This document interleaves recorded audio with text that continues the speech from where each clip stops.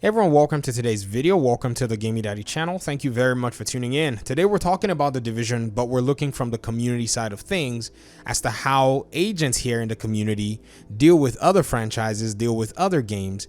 And I think it's actually quite interesting to see because most of us in this community, we share similar tastes. I mean, ideally, even though we're playing games in different genres, it's interesting to see that some Division agents would even play some of the games that, other people play in genres that are way different from the Division itself. And so this conversation is quite pertinent because we've been talking about Star Wars, talking about how that game, because it's being made by Ubisoft Massive, what could be the relationship between that game and the Division on the long stretch. So I took a poll and it was quite interesting to see the results of this poll. The poll was a very simple and straightforward poll. I asked a simple question: imagine a Star Wars game like The Division. Would you play it? And there were 2,000 votes on this particular poll. I also left a link to my first video talking about this. That way people could watch and actually have some informative, background or context before they maybe say yes or no. But, usually polls are for just people to just answer right off the bat many times.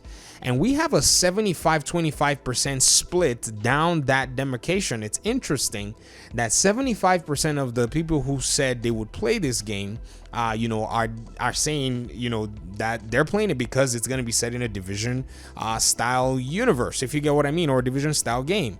And 25% of people have said no, they're not going to play it, which is actually quite interesting because I thought that these numbers were actually going to be far less in favor of a Star Wars game being set up like the Division.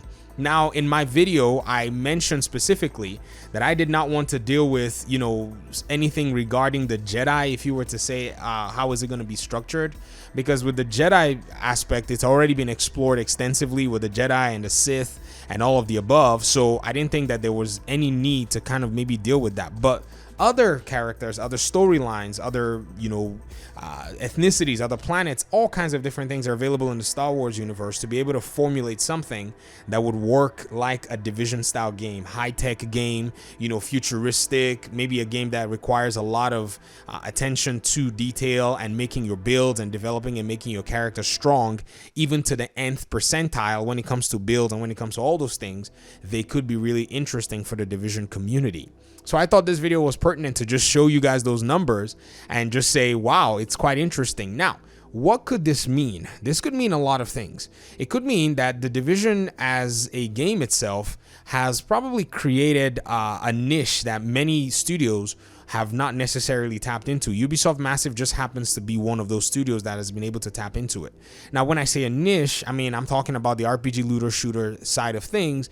But again, there's also a very subgroup of players that play the Division. Even though there are many players who may play RPG looter shooters, the Division itself is much more of a specific game, to a very, very fine detail in terms of things. And the reason I say that is because the Division is a game where building and making your agent stronger is a mathematical game, is an RNG game. It's a game that requires a lot of different things, and it's a game that comes with a huge array of actually carrying out the tasks that you're able to with your agent, doing it in different ways. You can run around with a shield and take out bad guys. You can use a very strong build that's based on different weapon classes, different build classes, different gear classes, different gear set classes, even different skill classes. When we say skill classes in the Division, we're talking about high-tech equipment that you can equip with your character that really does amazing things like you've never seen in any video game. So this is quite cool, and this is quite interesting to see that the Division community is not fully closed to the idea. Now, take this in contrast to the initial announcement that Ubisoft Massive made saying that they were going to be working on this particular Star Wars project. I remember going back and looking and seeing a lot of the reaction of agents, especially from the Division community, saying, well, it doesn't seem like you guys care about supporting the Division any further. And, that seemed to kind of attract a much more negative reaction overall. But the developers came out and said, we're going to be bringing some content down the road for you guys. And even still, after that content, we kind of all sense that the Division 2 will more than likely be over. Heartland will probably take the cake, and I believe strongly that there's going to be another Division game along the lines of Division 2.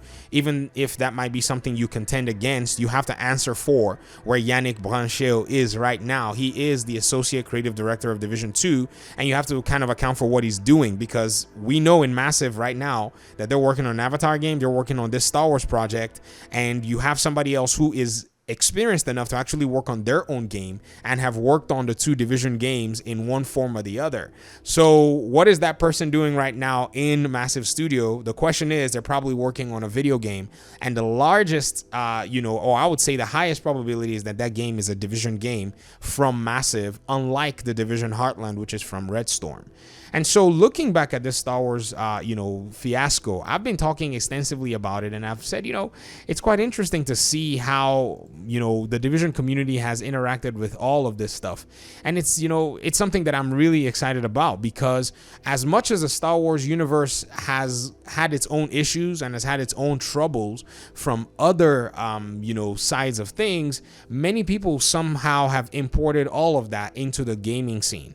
Now, let's try our best to be a little bit more objective about all of this. So the first thing we have to look at is, with the Star Wars games, they have gone through multiple different development teams and publishers. I think more in the minds of people will be EA's debauchery of all of the Star Wars games that they basically had their hands on for the most part. With the Battlefront 2, there was a fiasco from 2017 where they wanted people to overgrind and all of that stuff, and so that did not necessarily provide a strong experience for people, even though they went back and restructured the game, and so that was a problem. Now, this was only the tip of the iceberg, because even after this whole debacle with the entire Star Wars franchise, it then became known that EA had canceled another Star Wars project with one of their studios called Visceral Studios. This was a studio that was making and working on a single-player Star Wars game, which was actually tagged Project Ragtag. And some footage has actually come out, regarding this game, and from what we saw, it appeared that they had something quite strong in the making. And this was something that really did rub off wrong on the Star Wars community, because EA had mentioned that it didn't appear that players wanted to engage in the single player experience, and they felt like there were other experiences that players wanted to kind of get involved with, and so they decided to scrap this project. Now, I'm looking at things from the game development side, and ideally it may have been that the team was probably taking much longer and was not making a lot of headway regarding the development of this game, because on the back end, Respawn went ahead and then made this particular game that you're watching here on the footage, which is Jedi Fallen Order. So who knows, EA must have been thinking one thing and then eventually found out that the Jedi team was making a lot of progress, and then probably somehow quietly backtracked. And even the person who was I think he was the CFO or whatever his name was, this is Patrick Soderlund, was in charge of a lot of these things. He eventually left after the Battlefield 5 "if you don't like it, don't buy it" debacle. So perhaps his vision was not in line with a lot of those projects, and somebody was smart enough to say, let's see if we can actually get one of our studios to work on a Star Wars game and be successful with it. Now, with all of the distrust and with everything so far that the Star Wars franchise has actually dealt with in the video game scene, I think it's obvious to see why players are very skeptical about all of this. I think it's very obvious to see why, in regard to Star Wars being made by any other studio, some people actually have the opinion and the stance that they don't want any Star Wars in their game. But then come to think about it, it appears that the Division community is fine with getting a Star Wars game, at least for a majority part from the evidence that I've seen so far. And this is the poll that I took. I'm not going to speak for everybody, and I'm not going to say that my poll of 2,000 agents is representative of the whole community. I'm just saying that that poll showed that a majority of people would be happy to see Ubisoft Massive implement some of the aspects of the Division game into the Star Wars game, if they make it as a looter shooter or some sort of ongoing live service game, in order to deal with what they think is their own strength in regard to video game development. Now, another really interesting thing that really comes to mind is a conversation that I've been having with a lot of people in our community. Now, one thing I do understand and I know is, with the Division and the Division 2, we have seen a lot of friction between the Division developers and some members of the community. Because for the most part, I would say one thing about Massive Ubisoft is their communication is not the greatest. I mean, they really don't have what it takes to actually communicate. I think if you wanted to look at, say, all of the skills and all of the technical strengths that they have a lot of technical strengths. They're able to bring a game that actually is quite unique in the RPG looter shooter genre. They're able to do things that are different from every other studio out there. But then when it comes to communication, they don't necessarily have it. They do a good job, better than other studios, in my opinion, but it just doesn't seem to suffice for the kind of community that they've actually fostered and developed from their first game. Which leads me to the portion of actually, pointing out this particular aspect. A lot of gamers continue to say that they're not, in a place where they feel they can trust Ubisoft Massive with another video game. And I think I understand exactly where that comes from, because there are other studios and other publishers, well, I would say publishers, that have actually blacklisted that I'm not going to buy a game from ever. I don't think I'll ever buy a game from, or specific games, I would say, from those particular publishers or developers. One of them in question, or one of them right here, is EA's FIFA. I'm not going to buy a FIFA game. The only way I'll probably play a FIFA game is if somebody begs me and appeals to me to play it for free, and then that's when I'll do it. I won't even take money. You can't even pay me to play that game for any reason, even up to and not limited to my favorite dish. I will not play any FIFA game, even though sometimes the itch is there to want to go back and play it.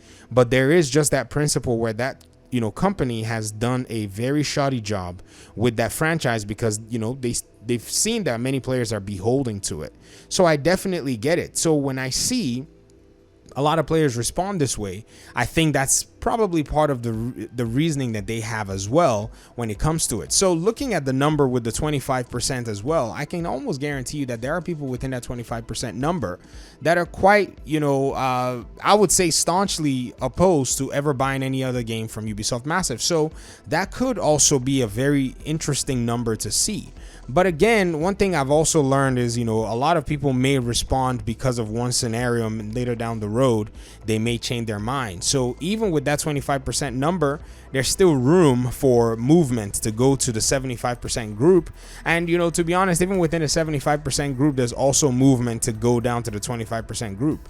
I think at the end of the day, it depends on how Ubisoft Massive manages the project. Because if with this project, knowing that they have a lot at stake, knowing that they're dealing with a bigger company's franchise, they adjust and start to tighten up the loose ends in their communication and in the way they've handled their past projects, they're making better amends. I think that's the opportunity that's there for them to be able to, draw in players who may have left out of distrust. And, if you ask me, say, okay, what is my own stance? It's a stance that I usually always maintain, which is I see these video games as strictly transactional. I have no other interest vested other than if you're not going to give me a product that's not to my, liking, I'm not going to pay you a single dime. And that's kind of how I approach it anyway. So for me, it's slightly easier to put my mind at rest in that place, because I can say, well, I don't really trust this project. I'm not really a fan of this project, or I'll probably deal with this game when it's on sale. And I'm one of those people where I can just wait, for a video game and, buy it on sale, or probably never buy it, if you kind of think about my schedule and all the stuff that I do.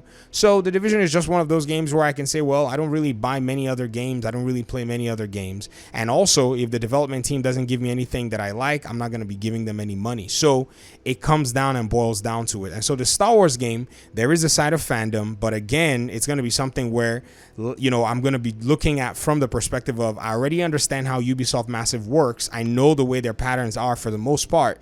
So it's kind of what I'm able to deal with as a gamer and my own personal preferences that really does play into all of this. So where do I stand? I stand on the 75% side, where people are saying they'll more than likely play it. I'm more than likely going to be playing it if they're going to be setting it up as some sort of a game that has a lot of the different elements of the Division, even though they're going to definitely mix it up. Please, we're not going to be seeing the exact same things we saw in the Division, but there is a base pattern that the Division game has, kind of like the base mechanics and, pretty much the entire premise of the Division game as, a collection of its mechanics, a collection of its progression system, and all of those things. Those are things that I'm more inclined to look forward to if Massive Ubisoft would drop it in their next Star Wars game.